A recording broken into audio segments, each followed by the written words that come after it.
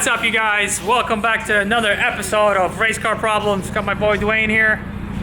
We're at the shop today.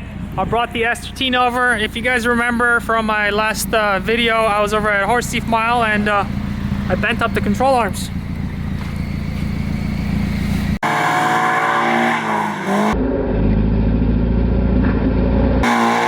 So I got another event coming up in the next week or so. Ended up picking up some control arms from Megan. These bad boys are a lot beefier than the ISR arms I was running before. So naturally we're gonna install them, get the car ready for alignment. I got some spares as well. This way if I do end up bending the arms again, I'll have spare ones. So out with the old, in with the new. Oh, it's pretty cool. These are actually they got a little bit of angle on them too for camber correction under load. That's pretty cool. I didn't even know that. Upgrade, son. Upgrade. There. Done. Alright, so I got the control arms in, but I did notice that they are sitting quite close to the coilovers. Like, they're not rubbing, but they're super close. And they're like that on both sides, actually. Now, these are angled, so they are directional, and they actually angle down. So I was questioning if I put them in the right way, but it seems like if I was put them left to right, then they would angle up, which would actually leave me less space going upwards without actually hitting the chassis.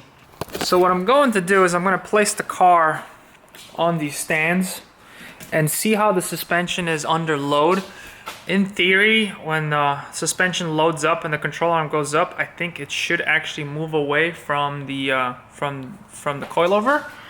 And if it does, then I'll be a lot more confident knowing that I did this right. Again, they didn't really have any instructions inside the box which one's left or right. And these are interchangeable with S14s. And S14s actually run them on the other side of the coilover, so it's I can't even compare it. So I'm just gonna put it up on the stands and see for myself.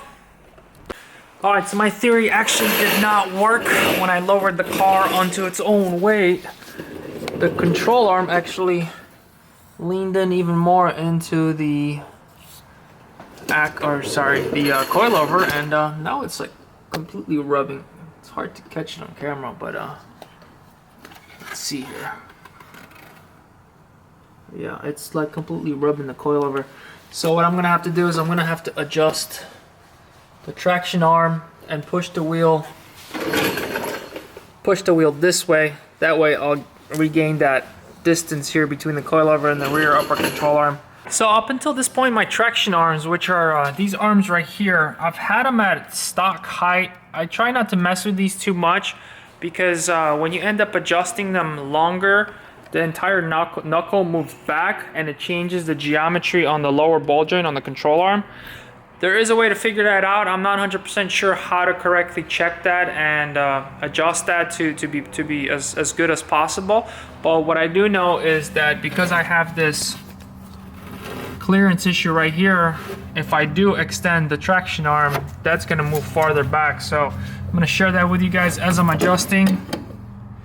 You can see that the gap starts to widen, which means the wheel's gonna sit farther back in the car, and I'm not gonna have that clearance issue with the control arm anymore. Again, I know a little bit of adjustment's gonna be okay because the car is sitting lower than factory, so these being at factory length does not apply anymore for the setup that I have. Alright, so after adjusting those traction arms, I regained the clearance between the coilover just how I wanted. There it is. Way farther. Now I can actually stick my finger in there. No more rubbing. And it is like that on both sides. So it was just as simple as adjusting the traction arms and messing with the ball joint geometry right here. It actually looks good right now, so To be honest, the way I had it before was probably incorrect since the car is lowered. And I kept the traction arms same length as the factory arms, so it should actually perform a little better now. So I'm gonna put it on the alignment machine this coming week and finalize the geometry and be ready for the next drift event. That's gonna wrap it up for this episode. Unless you guys want to see me do some more donuts.